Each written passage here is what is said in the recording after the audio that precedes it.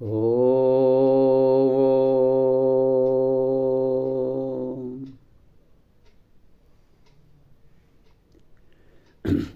July 28ನೇ ತಾರೀಕು. ಈ ಪುಸ್ತಕ ಟುಡೇ ಈಸ್ ಅವರ್ಸ್. ಈ ಪುಸ್ತಕದಲ್ಲಿರುವಂತಹ ಈ ಒಂದು ಅಪೂರ್ವ ಬರಹ ಅಂತಲೇ ನಾನು ಹೇಳಬಯಸ್ತೇನೆ. ಇದರ ಶಿರೋನಾಮೆ it cost so little.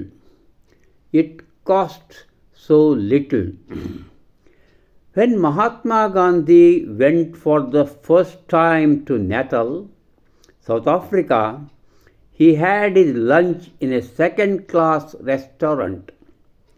He paid the bill and said to the waiter, "Thank you for your kind service." "Sir," answered the waiter, "I will never forget you. In 25 years of service, I never heard a word of thanks."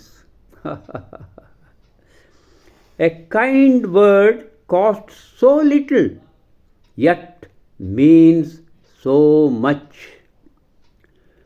When you ask a favor, no matter how slight or insignificant, use please. And when someone has tried to do it and failed, say thank you. Don't snap it out hurriedly as if it were an unpleasant duty to say it.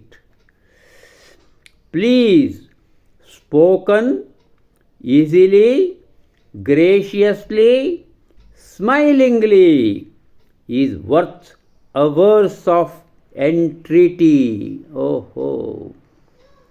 Thank you, spoken sincerely and without seeming force, is worth a verse of appreciation.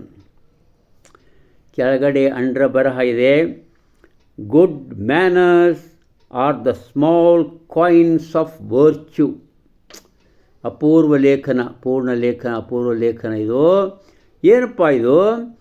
ಇದರ ಬೆಲೆ ಒಂದು ಸಾಮಾನ್ಯವಾದ ಬೆಲೆ ಇದಕ್ಕೆ ಅಂತ ಅನ್ನಿಸ್ತದೆ ನಾವು ಈ ಶಬ್ದಗಳಿಗೆ. ಇದರ ಬೆಲೆ ಬಹಳ ಕಡಿಮೆ. ಇದು ಕಿಮ್ಮತ್ತೇ ಇಲ್ಲ ಅನಿಸೋಂಗ, ಯಾವ ಥರದ ಕಿಮ್ಮತ್ತು ಇಲ್ಲ ಈ ಶಬ್ದಗಳಿಗೆ ಅನ್ನಿಸ್ತದೆ. ಒಂದು ಅತ್ಯುತ್ತಮವಾದ ಉದಾಹರಣೆಯನ್ನು ಮಾರಿಸ್ಟೋರಲ್ಲಿ ಕೊಡ್ತಾರೆ. ಒಮ್ಮೆ ಮಹಾತ್ಮ ಗಾಂಧಿಯವರು ಸೌತ್ ಆಫ್ರಿಕಾದಲ್ಲಿ ಇದ್ದಾಗ ನ್ಯಾಟಲ್ ಊರಿಗೆ ಪ್ರಯಾಣ ಮಾಡಿಸ್ತಾ ಇರ್ತಾರೆ. 2ನೇ ಕ್ಲಾಸ್ನಲ್ಲಿರ್ತಾರೆ. ಆವಾಗ ಅವರು ತಮ್ಮ ಬೆಳಗಿನ ಉಪಹಾರವನ್ನು ತರಿಸಿ ಸೇವಿಸ್ತಾರೆ. ಆ ವೇಟರ್, ಆ ಮಾಣಿ, ಏನು ಉಪಹಾರವನ್ನು ತಂದುಕೊಟ್ಟಂಥ ಮಾಣಿ ಬರ್ತಾನೆ, ಅವನಿಗೆ ಹಣವನ್ನು ಸಂದಾಯ ಮಾಡಿ ಏನು ಹೇಳ್ತಾರಂತಂದು, ನಿಮ್ಮ ಸೇವೆಗಾಗಿ, ನಿಮ್ಮ ಈ ರೀತಿಯ ಸೇವೆಗಾಗಿ ತಮಗೆ ಥ್ಯಾಂಕ್ಸ್ ಅಂದರೆ ನಿಮಗೆ ಧನ್ಯವಾದ ಅಂತ ಹೇಳ್ತಾರೆ. ಆ ಮಾಣಿ ಏನು ಉತ್ತರಿಸ್ತಾನೆ ಗೊತ್ತಾ? ಮಾನ್ಯರೇ, ನಾನು ನಿಮ್ಮನ್ನು ಎಂದೂ ಮರೆಯುವುದಿಲ್ಲ. ಯಾಕೆ? ನನ್ನ 25 ವರ್ಷದ ಸೇವೆಯಲ್ಲಿ ನಾನೆನ್ನೂ ಈ ಥ್ಯಾಂಕ್ಸ್ ಅನ್ನೋ ಶಬ್ದವನ್ನೇ ಕೇಳಿರಲಿಲ್ಲ. ಯಾರೂ ಹೇಳಿರಲೇ ಇಲ್ಲ ಕಾಣಿಸ್ತದೆ ಅವಂಗಂತ. ಇನ್ನು ಆ ಒಂದು ಶಬ್ದ ಎಷ್ಟೊಂದು ಕಡಿಮೆ ಬೆಲೆ ಇದೆ ಅಂತ ಅನ್ನಿಸ್ತದೆ ನಮಗೆ. ಥ್ಯಾಂಕ್ಸ್ ಅಂಥೇಳಿ.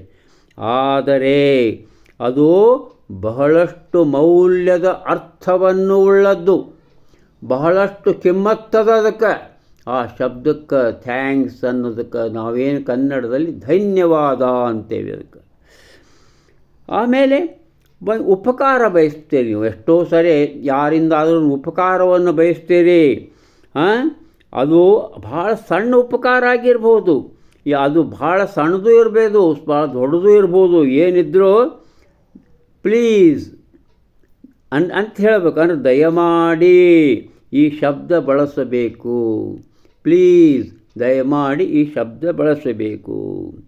ಹೀಗೆ ಇರುವಾಗ ಒಮ್ಮೆಮ್ಮೆ ನೀವೇನೋ ಒಂದು ಕೆಲಸ ಹೇಳಿರ್ತೀರಿ, ಅವ್ರು ಪಾಪ ಮಾಡಲಿಕ್ಕೆ ಒಪ್ಕೊಂಡಿರ್ತಾರೆ, ಆದರೆ ಅವರು ಅದನ್ನು ಮಾಡಲಿಕ್ಕೆ ಆಗಲ್ಲ.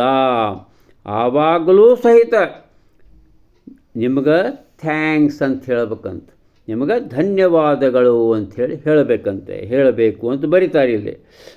ಏನಾಗ್ತದೆ ಅಂದರೆ, ಒಂದು ನಿರ್ವಾಹವಿಲ್ಲದಂಥ ಅಹಿತಕರ ಕರ್ತವ್ಯಗಳನ್ನು ಮಾಡ್ತಾ ಇರ್ತೇವೆ ನಾವು.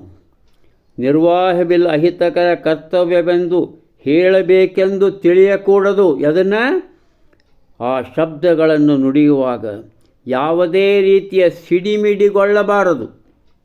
ಯಾವುದೇ ರೀತಿಯ ಸಿಡಿಮಿಡಿಯನ್ನು ಗೊಳ್ಳದೇ ಅತ್ಯಂತ ಶಾಂತರಾಗಿ ಸ್ನೇಹಯುತರಾಗಿ ಆ ಶಬ್ದಗಳನ್ನು ನುಡಿಯಬೇಕು ಅಂತ ಹೇಳ್ತಾರೆ. ಈ ಪ್ಲೀಸ್ ಅಂದರೆ ನಾ ಕನ್ನಡದಲ್ಲಿ ದಯವಿಟ್ಟು ಅಂತ ಹೇಳಿದ್ದೇನೆ. ಈ ಶಬ್ದವನ್ನು ನಾವು ಹೆಂಗೆ ಹೇಳಬೇಕು ಅಂದರೆ ಬಹಳ ಸರಳವಾಗಿ, ಒಂದು ಮನೋಹರವಾಗಿ ನಗುತ್ತಾ ಹೇಳಬೇಕು. ತಾಸುಗಟ್ಟಲೆ ಬೇಡಿಕೊಳ್ಳೋಕ್ಕಿಂತ ಪ್ಲೀಸ್ ಅಂದ್ರೆ ಬಿಟ್ಟರೆ ಸಾಕು, ಕೆಲಸ ಮಾಡಿಕೊಡ್ತಾರೆ. ಅದಕ್ಕೆ ಸಮಾನಿದು.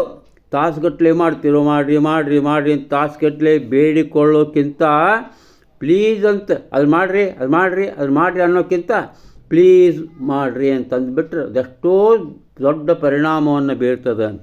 ಅದರಂತೆ ಥ್ಯಾಂಕ್ ಯು ಈ ಶಬ್ದ ಏನದಲ್ಲ, ಪ್ರಾಮಾಣಿಕವಾಗಿ ಯಾವುದೇ ಒಂದು ಹೊರಗಿನ ಒಂದು ನಿಮ್ಮ ಒಂದು ಬಾಹ್ಯ ರೂಪದಿಂದ ಬಾಹ್ಯ ಶಕ್ತಿಯಿಂದ ಅದನ್ನು ತೋರಿಸೋಕ್ಕಿಂತ ನೀವು ಪ್ರಾಮಾಣಿಕವಾಗಿ ಉಚ್ಚರಿಸಿದ್ರೆ, ಥ್ಯಾಂಕ್ ಯು ಉಚ್ಚರಿಸಿದ್ರೆ ಎಷ್ಟೋ ತಾಸುಗಳ ಮೌಲ್ಯಗಳ ಮೆಚ್ಚುಗೆ ಅದು. ಥ್ಯಾಂಕ್ ಯು ಅನ್ನೋದು ಮೌಲ್ಯಗಳ ಮೆಚ್ಚುಗೆ, ಅದರ ಸಮಾನ ಆ ಥ್ಯಾಂಕ್ ಯು ಅನ್ನೋ ಶಬ್ದ ಅಂತ ಹೇಳ್ತಾರೆ. ಆಮೇಲೆ ಆ ಕೆಳಗಿನ ಬರಹ ಏನಿದೆಯಲ್ಲ, good manners are small coins of virtue. Good manners are small coins of virtue. Good manners ಯಾವುದು? ಥ್ಯಾಂಕ್ ಯು, ಪ್ಲೀಸ್, ಧನ್ಯವಾದ, ದಯವಿಟ್ಟು, ದಯಮಾಡಿ. ಈ ಶಬ್ದಗಳ ಬಳಕೆಯ ಒಂದು ಮಾತುಕತೆಗಳು. ಇವು ಏನವ ಅಂತಂದರೆ ಇವು ಒಳ್ಳೆಯ ನಡವಳಿಕೆಗಳು. ಈ ಒಳ್ಳೆಯ ನಡವಳಿಕೆಗಳಂದ್ರೆ ಏನು? ಇವು ಸದ್ಗುಣದ ಪುಟ್ಟ ನಾಣ್ಯಗಳು. ಒಳ್ಳೆಯ ನಡವಳಿಕೆ ಅಂದರೆ ಇವು ಸದ್ಗುಣದ ಪುಟ್ಟ ನಾಣ್ಯಗಳು. ನಾನು ಹಾಗೆ ಔಟ್ ಆಫ್ ಒಂದು ಕುತೂಹಲದಿಂದ ನಾನು ಕನ್ನಡ ಇಂಗ್ಲೀಷ್ ಡಿಕ್ಷನರಿಯನ್ನು ನೋಡಿದೆ. ಥ್ಯಾಂಕ್ಸ್ ಅಂದರೆ ಕನ್ನಡದಲ್ಲಿ ಏನು ಕೊಟ್ಟಾರ? Mysuru university dictionary. ಉಪಕಾರ ಸ್ಮರಣೆ, ಕೃತಜ್ಞತೆ, ವಂದನೆ, ನಮಸ್ಕಾರ, ಧನ್ಯವಾದ, ಆಭಾರ. ಎಷ್ಟು 6 ಅರ್ಥಗಳನ್ನು ಕೊಟ್ಟಾರ. ಅಂದರೆ ಥ್ಯಾಂಕ್ಸ್ ಇದ್ರೆ ನಾವು ಧನ್ಯವಾದ ಅಂತ ಸ್ವೀಕರಿಸಿ ಮಾಡಿ ಉಪಯೋಗ ಮಾಡಬಹುದು. ಇನ್ನು ಪ್ಲೀಸ್ ಅಂದ್ರೇನು? ಒಂದು ಹಿತವಾಗಿರು, ಸಂತೋಷಪಡಿಸು, ತಣಿಸು, ತೃಪ್ತಪಡಿಸು, ಇಷ್ಟಾರ್ಥ ಸಲ್ಲಿಸು, ಸಮಾಧಾನ ಮಾಡು, ಮೆಚ್ಚು, ರುಚಿಸು, ಅಭಿಲಾಷೆಯಿಂದಿರು, ಇಷ್ಟಪಡು, ಉಚಿತವೆಂದೆಣಿಸು, ದಯವಿಟ್ಟು, ದಯಮಾಡು, ದಯವಿಟ್ಟು ಶಬ್ದಗಳು ಉಪಯೋಗ ಮಾಡಬೇಕು. ದಯವಿಟ್ಟು ಇದು ಉತ್ತಮ ಶಬ್ದ ಪ್ಲೀಸಿಗಾಗಿ ಅಂತ ಹೇಳುತ್ತಾ ಇಂದಿನ ನಿವೇದನೆಯನ್ನು ಮುಗಿಸ್ತಾ ಇದ್ದೇನೆ. ನಮಸ್ಕಾರ.